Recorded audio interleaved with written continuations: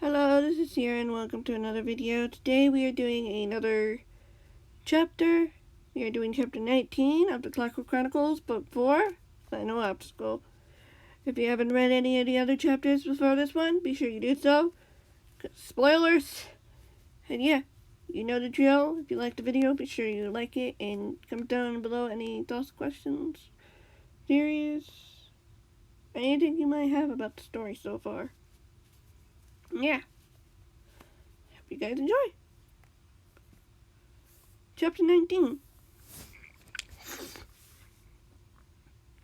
Sam walked down the birch and spruce checkered path with William right beside him, not really thinking about much of anything other than getting to a communicator and getting in touch with someone.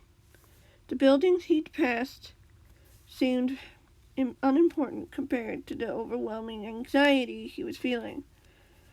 Stabby's Squishy weren't here. He didn't know where they were or how he could be of any help to them. He just hoped that they were okay and weren't in grave danger. How would he know? Silence dragged on as the boy continued walking. He knew William was with him, probably just as confused and unconcerned as he was. Did something happen that they didn't know about? The boy tried to think back to the other man who had been by the portal. Should he have trusted him? Or had this happened by random chance? He couldn't be sure. The boy finally looked up to see the cat's house up ahead.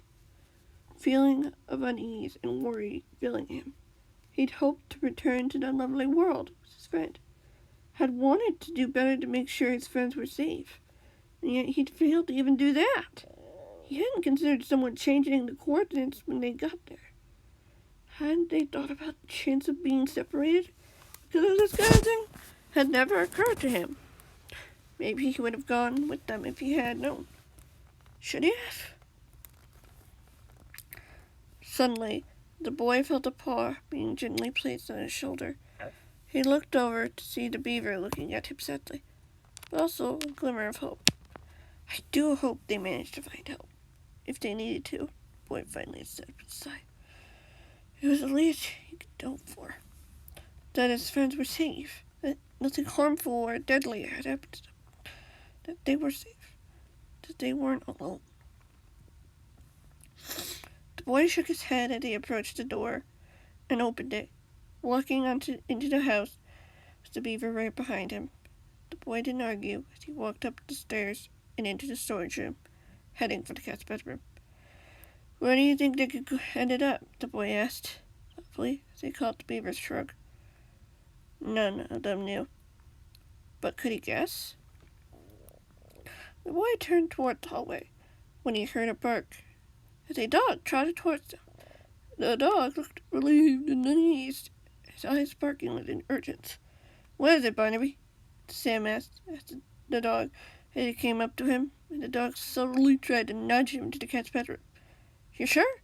The boy asked, not really believing what his canine friend was saying. Was someone trying to get a hold of him? How did they know he was here? Was it a guess? Well, I guess it wouldn't hurt to see, the boy shrugged, as the dog stepped out of his way, and he ran for the cat's bedroom.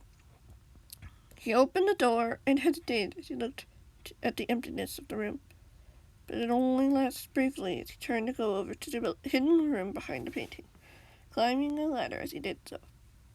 Hello? Who's there? Sam asked as he made it up to the ladder and walked to the device sitting exactly where it should be. Hey, Sam, it's me, a familiar voice piped up. Liam? What are you doing here? The boy asked with surprise. How did you know I'd be here? It was a hunch, the younger boy admitted. But as soon as I heard about what happened, I had to try to get in touch. Yeah, I can understand that, the boy agreed. Do you know if Steppy and Squishy are okay? Yeah. Liam hesitated for a long moment as if trying to find the right words to say next. It only made the older boy more nervous. Something happened? What if his brother didn't know? How could he be sure he did? Why do you think I would call you if I didn't know? Liam finally said. A friend called me over for something. An emergency, she called it, and so I did. And I can assure you they're both fine. What happened? Why did you need to go? Was someone hurt? The boy asked. Liam sighed. It's nothing too serious, but Stumpy did get attacked during the rescue and needed a bit of care. It's not serious, though. Sam sighed. Relief. Squishy? She has a slight headache, but she's fine. Liam mused. I'm not sure which of the two were more worried about the other. Sam chuckled. I'm glad they're okay. Me too. Liam agreed. Though there was one thing they had in common. Both of them were concerned about you. Really? Sam asked curiously. Yeah, I honestly don't blame them from what Squish told me, Liam replied.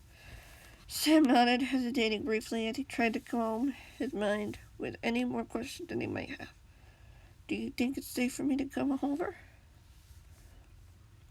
Yeah. If I were you, Liam said, since you won't know the way to get there. If I'm with you. Sorry, I read that wrong. Sam chuckled. Fair, but I don't want to risk someone following us. I know, but I think this should be fine, Liam replied. You need to be there for them. They need you. You're just as capable, Sam pointed out. Liam laughed. I know, but I also have things to do at school as well. Since Lizzie's off doing something just as important.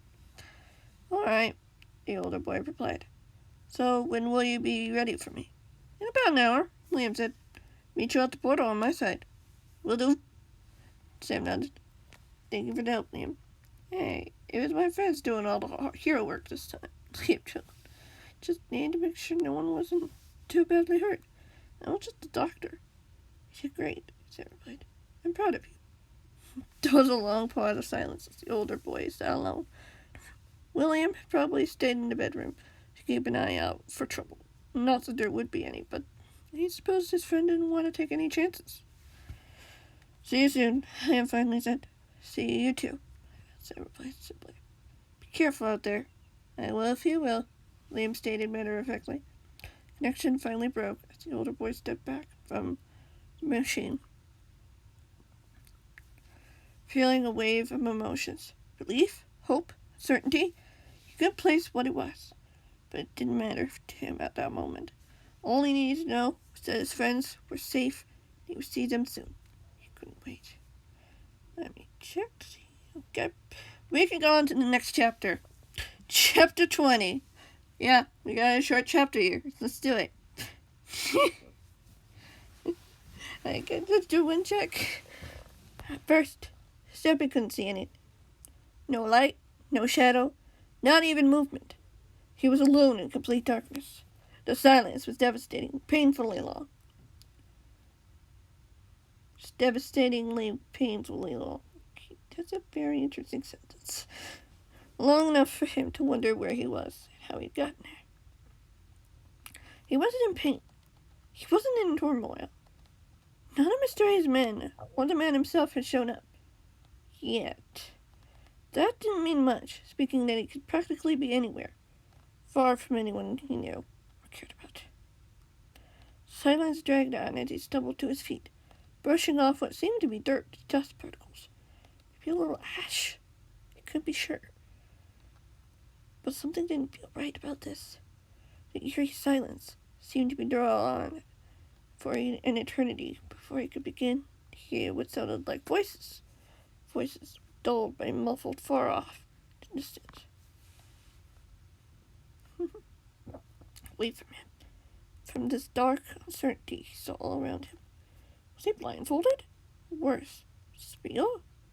Or was this all simply his imagination playing tricks on him? So, it wasn't funny. Hello? Who's out there? The cat announced aloud, relieved and unnerved to hear his voice echoing off against the invisible walls. I feel like he was in a hidden cupboard again. Closed off. Small, losing control. Losing what kept him alive. Was he panicking? Suddenly, a light exploded into existence as the cat forced himself to look away, covering his eyes to not blind himself. It felt like a spotlight was on him, its heat burning into him, causing sweat to form. It was far warmer than he could have liked. Brighter, too. It is good to see you finally join us, Stampy Cat. The boy said simply. The cat's eyes adjusted to the lighting, avoiding to look above him at the spotlight that looked to be brighter than 1,000 raging suns. He glanced around the medium-sized room, with a circle of light surrounding him. Walking into that light was a man he knew all too well. "What do you want?" the cat asked, taking a step back as the hairs on the back of his neck stood on end, feeling the shivers of fear, the memories of what the man had done and was capable of doing to him filled him with dread. What more could he do as he watched the man who tortured, nearly killed him on several occasions, approached him? Run?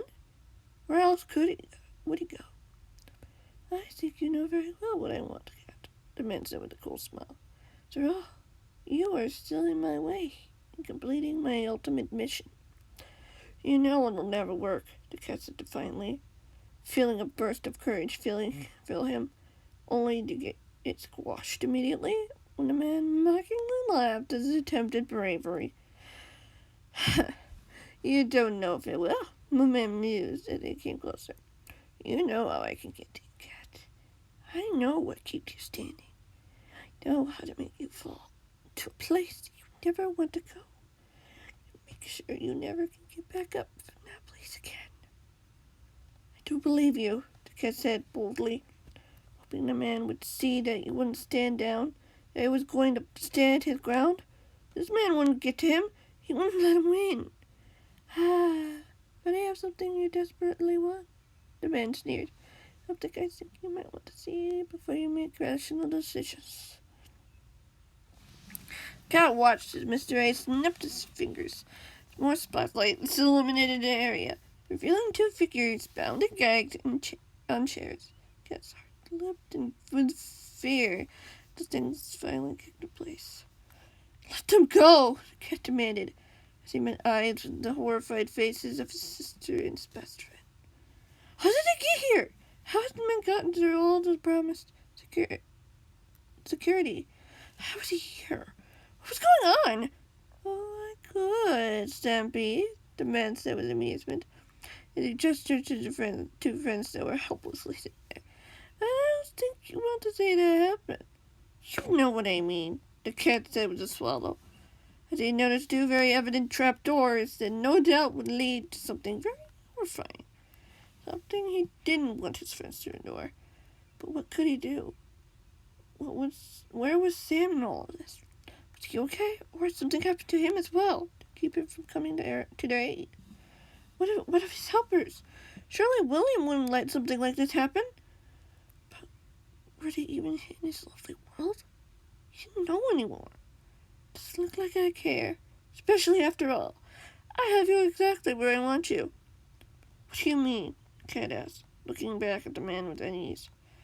"I give you a chance to save one, or even both of them, if you do one small favor for me," the man said simply. Cat hesitated, looking back at his friends, who were both shaking their heads simultaneously, as if a mirror image of each other. The fear in their eyes reflected his own. The uncertainty of his situation frightened him. "What do you want me to do?" the cat asked, hating what he might have to do. Something he really didn't like.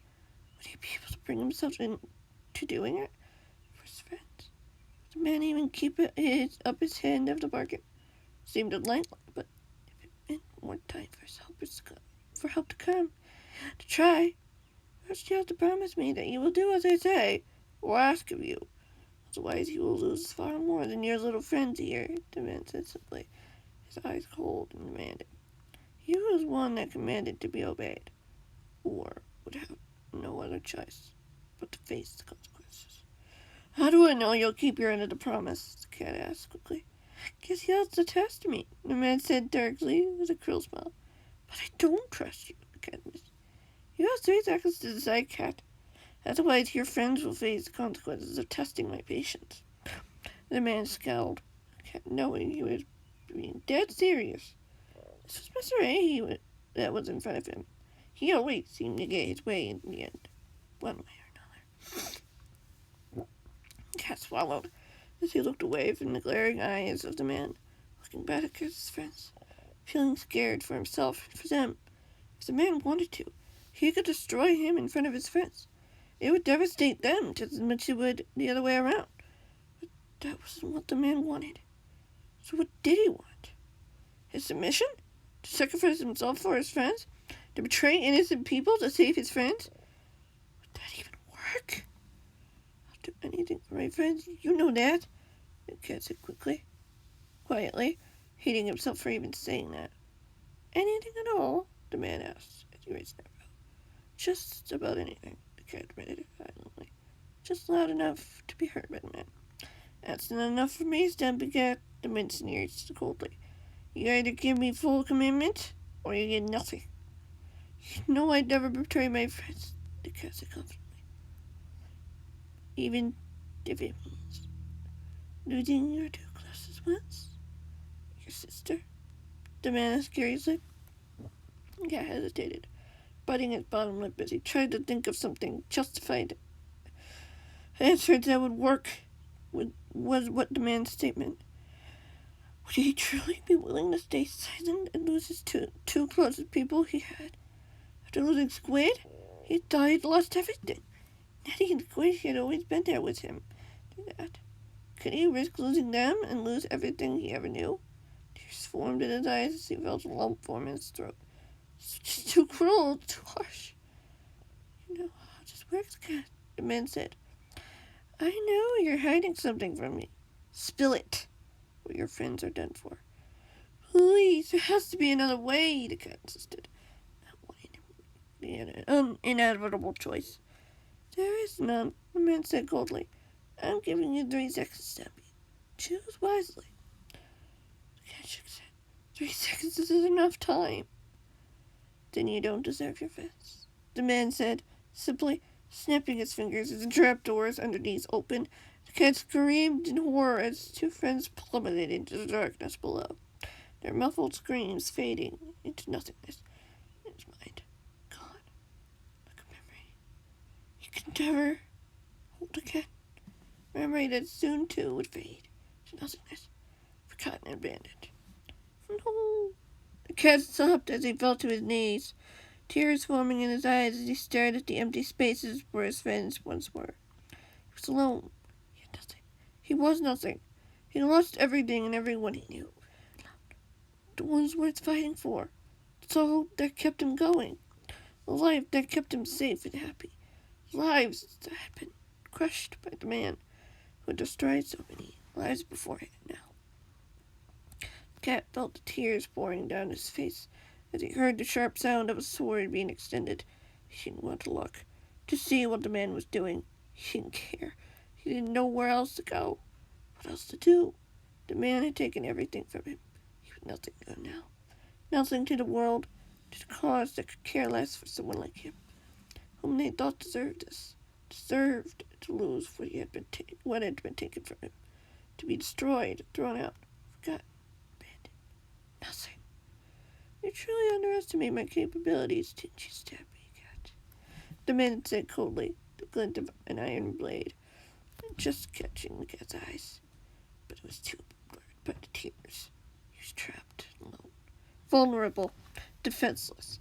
He was another victim, one of the countless others who would die because they had no one to protect them. Nothing to keep them going. Nothing to hold on to. I'm not afraid of you, the cat sobbed quietly, feeling himself shaking as the words stumbled off his lips, like bricks collapsing off a crumbling wall. I took everything from you, and now it's my turn to finish that work by finally finishing you, said, as the cat finally turned to face him. The man's eyes looked hollowed, haunted, his smile crooked, and his facial features distorted. He looked inhuman, twisted, and deformed, nothing like the man he'd seen for far too many times. He was the basic definition of rage and intimidation, a hunger for power that would never come. It would never be enough.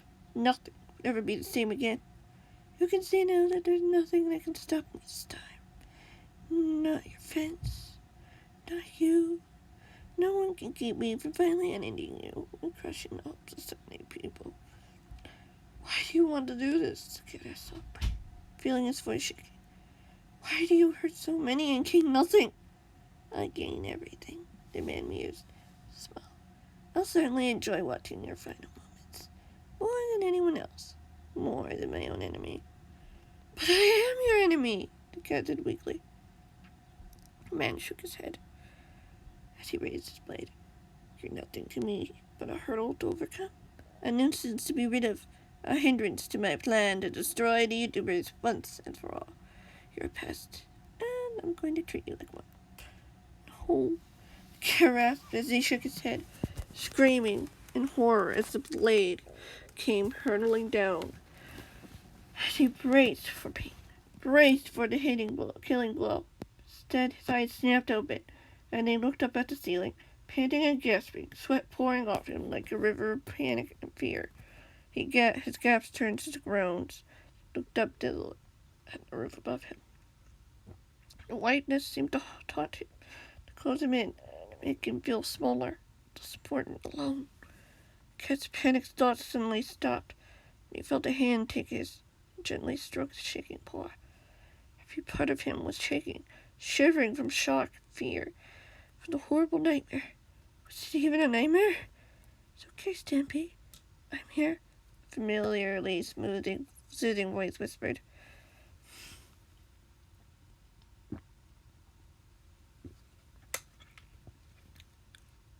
The cat turned his head and looked up into those deep, expressive blue eyes he thought he'd lost forever. Squishy, the cat said, undertone filling him as tears formed in his eyes. I'm here, she whispered gently. Closer. You're safe now. The cat shook his head, pulled his paw out of hers, struggled to sit up, groaning again as he did so, looking around the nearly empty room as he did so. He didn't feel safe. He wasn't safe. Nowhere was safe. Those men were still out there. Mr. A was still out there. He wanted to stop until he got what he wanted. What's wrong? Squishy asked softly, a look of concern on her expression. Do you want me to get anything for you? A healing potion? Something to eat? Everything's wrong, Squishy. Everything's so horribly wrong, the cat sighed, pulling himself into a hug as he did so. Shivering starting to slow until they stopped. He was still afraid, but the major shock from the dream was gone. I can't sleep without seeing him. I see him overpowering us, destroying us, hurting me, hurting you, finally winning. I can't stop him. I can't win. He's too big, too terrifying, too powerful. He hated how small his voice sounded. Hated how raw and vulnerable he felt. He didn't hold anything back. Didn't feel he had the strength to. Nothing seemed right about anything nowadays. He couldn't be sure of anything. Would be the same again. He won't win, Squishy assured him. Those are just nightmares. They're not real. But they feel so real. Pain and heartache is real. The threat is real. Everything is here. Even if the dream is an illusion, the real thing is just as scary, the cat admitted quietly. I don't want to lose you, or anyone else I care about. I don't want to die. I don't want to lose you either, she said quite gently. The cat feeling her wrap an arm around him in a side hug. I feel your pain, Stampy. I'm scared too. We all are. But we can do this. We can stop them. We'll find a way. We always do.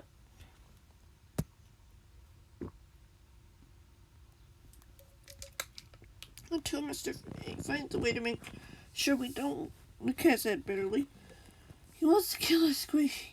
He doesn't want us around. He'll find a way to get to us, to destroy us. There are ways of doing that. He wants us to suffer as much as possible. He's coming to find us.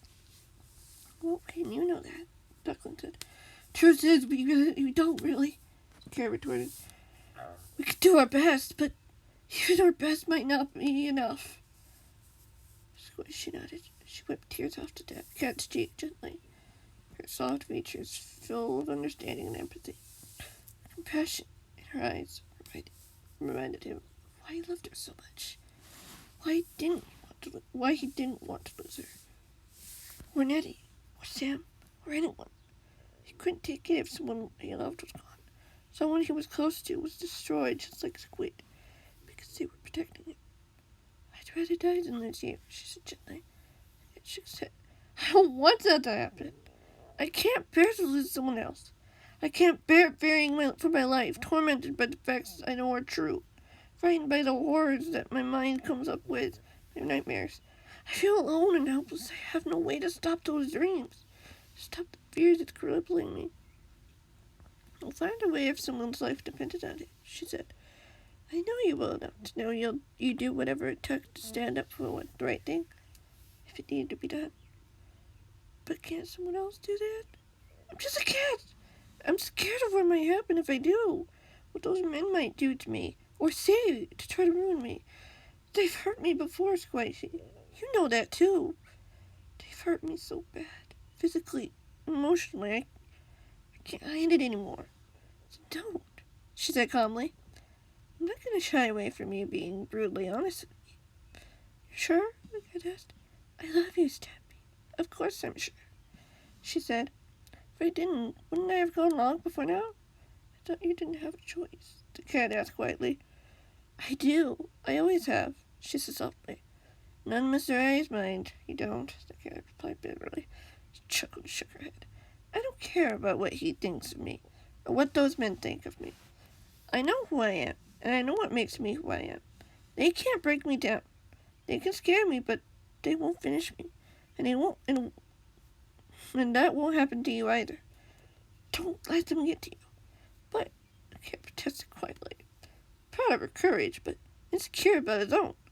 He was glad she had the strength and courage to face those men, far more than he had. He had nothing. He was nothing to those men. He was nothing but something that was in their way. So why bother keep fighting when it wasn't worth it anyway? I know what you're thinking, she said seriously. And they aren't true. Those men are liars. They don't care what they do, so long as they can keep you in place. They're trying to scare you, to trap you in a cycle of impossible escape.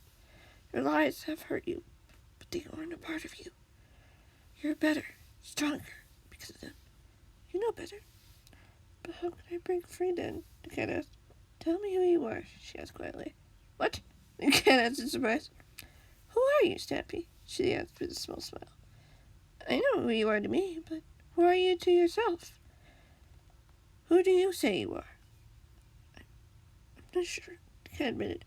Think about it, okay? She asked quietly. I know it helps me whenever I see those men hurt you. It's hard sometimes to wonder why anyone would do such a cruel thing, but it doesn't mean anything if we don't let the pain grab hold of us. Instead, we grab hold of it and push onward from there.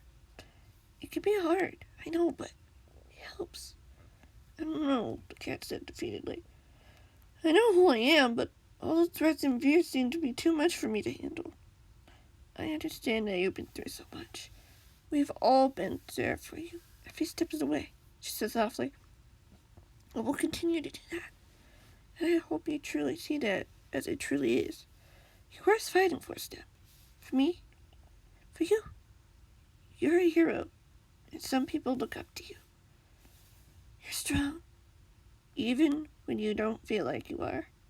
You're a leader, even when everything and everyone around you is trying to cover that. You can't let that fear hold you back. You can't let them win. But haven't they won already? It's only a matter of time until they find us, the cat said sadly. No, they haven't, she said with a smile. And they won't. I believe in you, even if you can't see that yet. I used to, the cat said weakly. What happened then? She asked. I'm scared, Jess, the cat said. I'm here if you need me, she said with understanding.